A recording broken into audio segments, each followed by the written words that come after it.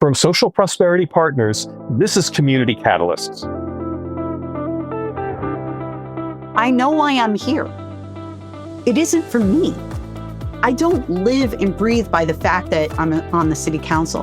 I don't have to have the title to still be engaged in my community in a very positive way. I expect to hear your voice. So you can bark at me all you want, and I will just sit there and listen to it, and I'll go, okay, great. Thank you for the feedback. But the reality is that when it comes time to vote at the table, I'm going to vote for what is best for our community, not just what you wanted me to say.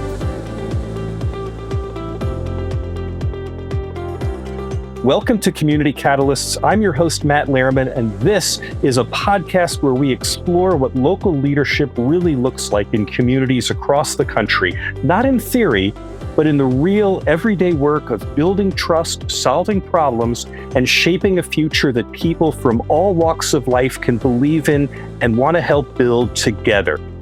Whether you were elected, appointed, or hired to serve a town, a city, a county, a school district, or if you lead through a nonprofit or some other community-based organization, this podcast brings you insight, encouragement, and practical ideas from people who speak from their own firsthand experience and hard-earned expertise about what it takes to be effective and successful in civic leadership. My guest today is Jennifer Kretovic, a city councilor from Concord, New Hampshire, a community with a remarkable place in the story of America's founding and one that still holds fast to values of civic engagement, collaboration, and public service. Jennifer joins me at a time when those values are being tested, not only in Concord, but in communities across the country as local leaders grapple with rising polarization and the strain it puts on even the most well-intentioned governance. Jennifer Kretovic, welcome to Community Catalyst. Matt, thank you so much for having me today. I appreciate it. And it's always good to see you, sir. It's nice to see you. Jennifer, let's start with a little bit of civic history, because your city quite literally helped bring this country into existence. Can I ask you to explain that and share why it still matters to Concord today? So we always have this conversation about first in the nation primary, right? In the state of New Hampshire, we're the first in the nation primary. We take that role very seriously. But if we were to roll back American history, it happened here.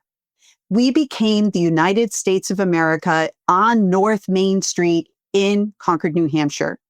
Our New Hampshire delegates were together on June 21st, 1788. And they were hashing out the details of that Constitution, fighting over the Bill of Rights. And what happened on that day was they came together and the horses went riding across the other 13 states to say, this is it. We are the United States of America. We were the 9th state to ratify that Constitution, the 2/3 majority vote. We became the United States of America on North Main Street in Concord, New Hampshire. And does that history, is it still alive today? Do people walking down Main Street today, they understand it? It means something to them, not just a history lesson, but it means something today? When you can walk to North Main Street and you can see the site where the old meeting house was, where the Constitution was ratified, that site doesn't exist today. I mean, the site does. There's a building, not the same building. But if you go around the corner on North Main Street at the corner, there is a red, nondescript building from the 1700s where the delegates on June 20th were drinking beer, drinking mead, drinking bourbon, drinking whiskey, and hashing out all their differences face to face. That's what we remember. That's the history we recall, is that this was a moment in time where there wasn't anything like social media and there wasn't anything like a telephone that you would have these conversations. You had to sit eyeball to eyeball and talk to people face to face. Do we remember that? We sure do, because that building exists today. You can drive by it, you can stand in front of it, and you could know our New Hampshire delegation worked out their differences looking at each other and not bouncing off of each other. I have to ask, is this a history that is not just talked about in school for elementary school students? Is this something that someone who's moving to the community today would encounter and it would be real and tangible for them now? If you came to the state of New Hampshire, and I grew up in Rochester, New York, and politically, the difference of engagement here in Concord, New Hampshire is worlds beyond what it was just growing up in a regular suburb in a city. We take politics seriously here only because we elect presidents. And when I say eyeball to eyeball, I mean we shake hands with the person that will be the president of the United States. They walk down our main street. They talk to us. They go to our high schools. And it's not just in Concord. It is all over the state. That first in the nation primary, we are vetting a real person that is going to be our president. And you can't ever say that you weren't engaged when you came to town and a president, an existing president, plus all the other candidates are there in the diner wanting to have real conversations with you. We talk to presidents face to face. I talk with a lot of civic leaders who are imbued with a lot of noble intentions and aspirations and all that.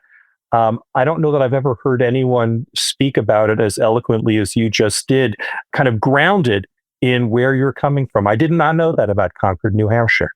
So when Barack Obama announced that he was going to run for the presidency, it's in this place that's called Eagle Square. If you're familiar with Boston and Faneuil Hall, this was like a really important part of American history with Benjamin Franklin. And we kind of have a small replicated park. That entire park was full. And here comes Barack Obama. And he announces to everybody he's going to run for the presidency. And we're just enthusiastic about such a dynamic speaker. He's not just a former president, et cetera. He was a senator, all this other stuff. He's a dynamic speaker. You didn't have to know him to be able to feel the belief because you're standing in front of him with 1,000 other people and you feel it in your bones, the honesty that was coming from his voice. You can't get that on TV. It doesn't radiate through. Yeah. So when Tip O'Neill famously said all politics is local, he means it. You feel that even at the presidential political level. 100%. Jennifer, I want to ask you about your early career, and now there's like a significance to this that I did not appreciate before we just started our conversation. As we were preparing for today, I asked you to share an early leadership experience that shaped how you lead today, and you told me about the Rethinking Main Street project to reimagine the heart of downtown Concord, and that it was part of a visioning exercise called Concord 2020. That's correct.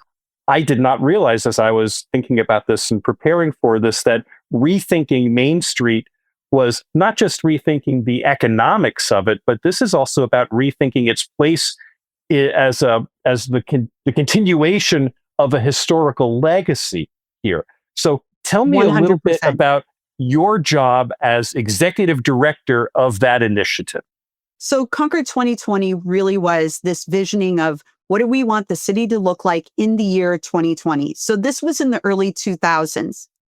And the mayor came to myself and a colleague at our Main Street Concord program, which is part of the National Trust for Historic Preservation, and said, building edge to building edge, if you could redo Main Street, what would you do? And so while we were asked that question, we also took it upon ourselves to go, we're not the only voice that's here.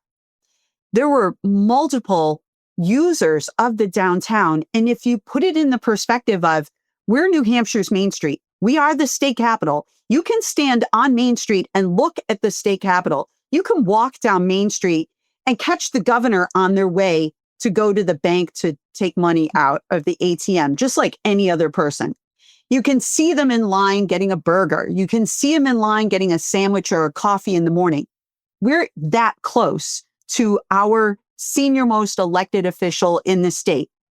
But we had a dying downtown, and it was a downtown that had been redesigned back in the 1980s, but the bricks were popping.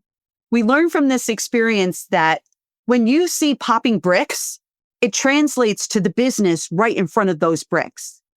If the outside doesn't look good, what does it look like on the inside? And remember, we have an authentic, historic downtown. Our brick and granite buildings, they were built in the 17 and 1800s. This is not fakey stuff. This is real. You can't make up this beauty on the set of a movie set, we'll say. But the downtown streetscape had become crumbled, and it was reflecting in the businesses that were leaving the downtown and leaving this empty space in the storefronts. And so we had this declining economics happening in the downtown. And so there was a federal highway grant called Transportation Improvements, Generating Economic Recovery, which meant fix the streetscape and the businesses will come back. But it wasn't enough. We had a dangerous Main Street because the width, building edge to building edge, was the same as the highway less than 2 miles away. You had a highway running through the downtown, which is why pedestrians didn't want to cross the street. So there were all kinds of reasons for why we needed to make improvements. Together, we held over 70 community meetings going out to our senior citizens, out to our school kids, out to the disabled community, moms, families, tourists, etc., and asking them, if building edge to building edge, what would you do different to create a safer, more vibrant downtown that also carries that historic theme, and it's made with brick and granite, because brick and granite is exactly what we have in our downtown. We have the Christa McAuliffe Planetarium. We changed our street lighting to be downward so that it didn't interfere with the night sky, which is 3 miles from a planetarium. There were so many intentional things that we did, taking feedback from the community. That type of engagement, you don't see it today. You simply don't see it. Yeah, we could spend a whole hour just talking about the changes that were made and what was considered sacred and untouchable and what was, the reaction to. But that's not really where I want to focus all of our conversation today. But what I really am interested in is, you said 70 community meetings. You brought together all these stakeholders, city officials, business leaders, residents of every way, shape, and form. What did you learn from that about what it takes to be successful at bringing people together when you're focused on a very limited piece of real estate and a lot of different expectations going into it? I'll give you an example. When we talked to our disabled community, we had no idea how many downtown businesses were not accessible because when they were built in that mid-1800 time period, they put steps to get into the building. If you're an able-bodied person, you don't realize you were walking up to get into a building. So now those stores were unlimited to people. But we also heard about handicap parking and how it really wasn't even accessible to the way in which the curb line was. How do you know unless you talk to that community? It was so enlightening just to hear the perspective of somebody that didn't have the same access as the rest of us. So when we redid the Main Street, we fixed 17 buildings so that you no longer had to walk up the steps in order to get into those buildings. Small thing, but vastly important to other people. Moms trying to unload their kids out of the car. You open up the car door, they get out, and they're immediately into traffic. Right? Is that not frightening? If you hadn't done it, or your kids were grown, you missed that you have to protect your children from going out into the road in order to get them to a safe sidewalk. Those are the type of conversations that if you sat back and you listened, instead of told people what you wanted, you would have learned so much. So the listening is everything. Jennifer, help us understand the sequence of events here. You were executive director of Concord 2020. And then at some point you joined the city council. Help us understand what the linkage is and the timing is between those two things. After Concord 2020, it was never meant to be an organization that continued because obviously 2020 comes and goes. But after that Rethinking Main Street project and helping write the grant that got us the federal dollars to redo the project itself, my own city councilor was not going to run for reelection and asked if I would run, given all that I had done in the community for Concord 2020. And so I ran for office. It was not an easy race. It was definitely eye-opening. But I will tell you, I did go knock on doors because I took the advice from somebody else, which is if you aren't going to ask for the vote, you're not going to get it. So you might as well knock on the door. These people have met the president. They certainly want to know who their city councilor is going to be. And I won by 11 votes. You won by 11 votes. 11 votes. The lesson of that is you don't take one unknocked door for granted, do you? I do not. Jennifer, what prompted you to say that you wanted to be on the city council in the first place? You've had this experience. You're already in the thick of all the civic affairs going on in your community. Why take on such a responsibility? Well, you know how most wives have book clubs, and the book clubs are really just secret speak for wine. Let's get together and have some wine together. So I wouldn't know that. I'm not privy to that kind of information. No, you're not. So I went to my book club, and I said, "Hey, this has been brought up. What do you guys think?" And they were like, "Hell yeah, girl, you go get them." So I took the advice of my book club, and they helped me prepare speeches. They helped me prepare for debates. They were fantastic, and they've stood behind me ever since. They needed to convince you? Yeah, they needed to convince me. I needed to be convinced I could do it. What did they have to convince you? That I could be bold enough to represent that voice of people. I mean, you have to remember when you're in politics, people think that you're only up there making decisions for yourself and not for other people, that it's not a community thing. And they were like, you're the perfect voice to do that because you just did it. You just listen to everybody. So take that listening skill to the table and make it work. It sounds like what you're saying is the core message is you belong there. I think I belong there. I think my community thinks I belong here too. I asked you to share with me a major challenge that really tested you and taught you valuable lessons. So let's put those philosophies to the test. You shared that more recently you found yourself in the middle of a very different kind of challenge, one involving Concord's municipal golf course. And what started as a routine capital improvement plan became something, shall we say, more contentious. So tell us about that. What was the issue and what caused it to escalate? I think that the issue is the building's falling down. That's it. Which building? Explain the building. This is the municipal clubhouse, municipal golf course. It's the clubhouse. Okay.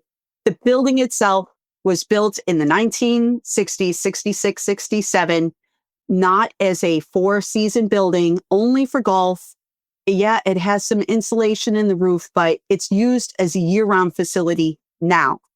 But we have winter here in New Hampshire, and we used to have really heavy snows, and the roof couldn't take the barrier for heating the building and then having ice on the roof and huge ice flows off the side of the building. We had to replace the windows and some of the door frames and the bathrooms. The bathrooms are in terrible shape, and we took it out to bid, and it came out, it was well over $120,000-$140,000 more than what the city had budgeted for the repairs. When they built this property in the 60s, they took all the piping, the water piping, and they ran it underneath the paved walkways coming up to the building in cement. How are you fixing that broken line? How are you fixing that? You're not. So that's in part why it was more expensive. We already had in the capital improvement program a new clubhouse 10 years out. So the mayor at the time said, let's not spend the money. Let's see, what is it going to take to really repair the building, or if we're going to replace it. And we were already doing a facility study with a bunch of other buildings that are owned by the city. Ask the consultant, come in, look at it. They're like, you're going to lose this building by 2026. This thing is in bad shape.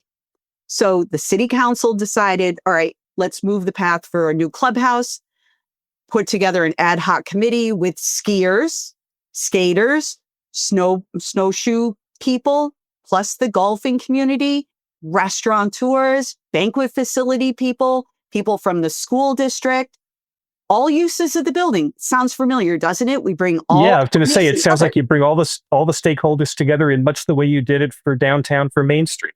And like anything else, you start with the Taj Mahal, and then you whittle your way down to what is affordable. The politics have become so polarized, even on the local level. This golf course is in my ward. It's the largest municipal operation in my ward. I am the ward counselor. I should be advocating for the facilities in my ward. It wouldn't matter if this is a park or a golf course. It should make no difference. My ward, this is what I take care of. I also have the state prison, not just the men's prison, but the women's prison as well. And so I advocate for them as much as I do for the golf course. But, golf courses are for elitists. And that's what the conversation became. And it's the only thing I'm concerned about because I golf. Okay, I built my home near the golf course when they were renovating that property, and there was a build out all around the golf course. And if anybody knows anything about real estate, guess what the value of a house is near a golf course versus a house not near a golf course? It's value. The property values are higher here adjacent to a golf course. Period. End of story. It's all across the country. But we're a state that lives and dies by property taxes because we don't have a sales tax and we don't have an income tax. It's all about the property. So it became this weapon. It became a weapon against me, against my ward, against the people I represent, against the golf community. Jennifer, let me make sure I understand this. There were people who maybe were not golfers, didn't prioritize golf in the community as an amenity. And so their opposition was to prioritizing the upgrade of that clubhouse on its own. And in doing so, they latched on to every possible argument they could make against it, including that somehow your priorities were affected because you live near the golf course? Yep. Absolutely. And they made it personal. Oh God, yeah. Absolutely. 100% personal. And on negative targeting online, people don't use my name, but it's the ward counselor from Ward 3. These keyboard cowboys that have never met me have all these nasty things to say about me. And I keep saying to my husband, I really ought to just go knock on the door. Because they obviously don't know the person that I am. They don't know all the help I provide for the homeless community in the winter. They don't know. And yet they think this is the most important thing.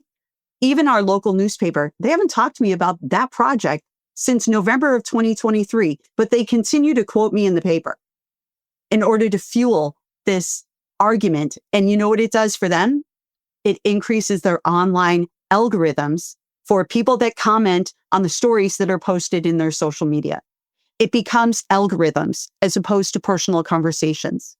We talk about this a lot, this monetization of outrage, and that someone's getting clicks, someone's getting dollars from stirring things up. That is 100% true. And it's about, some people get their ego wrapped up in it. Like, oh, I put something out there online and look, people are responding. And then you become this person that you got to check your social media to see if anybody responded to your post. And this is somehow driving your being, like your inner soul. I got to tell you, my inner soul, the best thing I did this winter was rescue a young woman, 22 years old with severe autism, and put her in an apartment and fully housed and furnished it for her the day before the most significant snowstorm we had. It wasn't the golf course. It was this young woman. That's my priority. This is a building, but these people that are against it are like, oh, we should turn it into a park. Not possible. Land and Water Conservation Grant from 1966, perpetual golf course. But there's no detail in the history. It's just the negativity of it. Making up statistics about people that golf there, saying everybody's against it, and yet sitting members of the council refusing to return the phone calls of actual users of the golf course because they were in favor. Who's that benefiting? Jennifer, I want you to contrast the experience of a golf course versus the Rethinking Main Street project. Did the Main Street project incur any sort of community wrath and vitriol like that as well, or is that reserved for golf? When it came to parking, because you know that having a parking space in front of your building and your business, that is really important. And the Main Street project was going to take away 17 parking spaces. And that sounds like a lot, but when you have thousands in the downtown, 17 was pretty little. You know, people imagined nobody knows how to parallel park. You know, with backup cameras today, I'm like, boy, I wish I had this when I took my driver's test, because that would have been so much easier. People tend to project the negative of what's going to happen and they latch onto that as opposed to looking at all the benefits for what can be. The loss of the parking was not that significant, but it was very hard. But that was the most important thing for people. And what we were trying to express is people don't come to the downtown to just go to your property. They actually average going to 3, which means they're going to park and walk. So if I can get someone to go to 4, we're increasing economics. It sounds so boring, doesn't it? It's not just about walking downtown. It's about where do people spend their money. And every store is not a destination. Every store is an opportunity for getting people to circulate and enjoy the community and go to more than one store. I have to ask, the Rethinking Main Street project was before COVID. Yes. Is the golf course since COVID? The conversation about the new clubhouse started in 2019. And this was after we got the quote that it was going to be an outrageous amount to fix the bathrooms and replace those windows. And the windows are from 1966. The reason I ask is a lot of people say that they think that the pandemic had a lot to do with people's mood, their attitude, and the license to be keyboard warriors, as you say, and to throw a lot of garbage out in that forum. And I'm just wondering if you think that the pandemic had any influence over how criticisms over the golf course were voiced versus what you would have experienced over parking in the Main Street project. 100% agree. And I work my professional job. I work in human resources in HR technology. And I help companies all across the United States with employee engagement through technology. It's beyond your pay statement on your phone. It's beyond punching in and punching out a time. It's all the other things the employer provides for you. It's employee surveys, etc. I see the actual data. I see why people are leaving their companies. I see the exit surveys. I see the level of people retiring. I've had to create situations where you'll be in a manufacturing facility, we'll say, and someone gets angry on Friday and they're not coming in on Monday, they're going to retire. I gave you the opportunity to be able to tell us that on your phone. So at least we know you're not going to show up on Monday. And people react very quickly now with their emotions, and they don't take pause to listen. They're so quick to react. So I absolutely see that professionally as well as in the community. There's no moment for you to even explain your perspective because they don't want to hear it. They only want to bark at you. That's it. And I only wanted to listen to begin with, but the anger spikes very quickly. What's your takeaway from that yourself? And by that, I mean, what keeps you grounded? How do you navigate yourself and your emotions in response to everything that you're receiving? And maybe another way of asking the same question is for people who are listening to this, what advice do you have for other civic leaders who might be incurring that kind of anger? I know why I'm here. It isn't for me. I don't live and breathe by the fact that I'm on the city council. I don't have to have the title to still be engaged in my community in a very positive way. I expect to hear your voice. So you can bark at me all you want, and I will just sit there and listen to it. And I'll go, okay, great. Thank you for the feedback. But the reality is that when it comes time to vote at the table, I'm going to vote for what is best for our community, not just what you wanted me to say. I will take it into heart. I listen to it. I hear it. I feel the emotion. But at the end of the day, it is well beyond me. I am a minuscule part of the long history of Concord. I will die. I will go away. People will forget me and somebody else will be in that seat. And I want to make sure that the person that sits in that seat has a great community that they're representing. It's not about me. It isn't. It never has been. Where did you learn that? I'm one of 6 kids. I'm number 5. I'm like low on the totem pole. Maybe I always learned or always knew that there's a big old family and we all have to make these decisions together. Maybe that's it. My dad came from a big family. He was one of 12. He was the second oldest. I think it's always been more than me. It's always been more than me. Jennifer, I have one last question before we wrap up. When future generations in Concord look back at this moment in time, what do you hope they will see in your leadership and in how your community chose to meet the challenges of today? In my leadership, I would say that first time I was on the city council, I got away from me. And what I mean is we went through a redistricting because of the census, and my home got moved to Ward 3, even though I lived in Ward 2 and represented Ward 2. So at the end of my term, I had to run against a 12-year incumbent and I lost. So the 11 votes that I won for before became the 45 votes I lost for the next time around. That 2 years off the council put really into perspective the fact that I wasn't true to me anymore. It became this thing of ego. And I see that a lot in a lot of the elected officials. It doesn't have to be at the local level. I see it at the state level. You see it at the national level every single day. It is about ego. And I hope that what people remember is that you really are not here for you. And if you can hold on to that and you can return to that and just know that if this is what you're hanging your life on, you got to find a better life because this ain't it.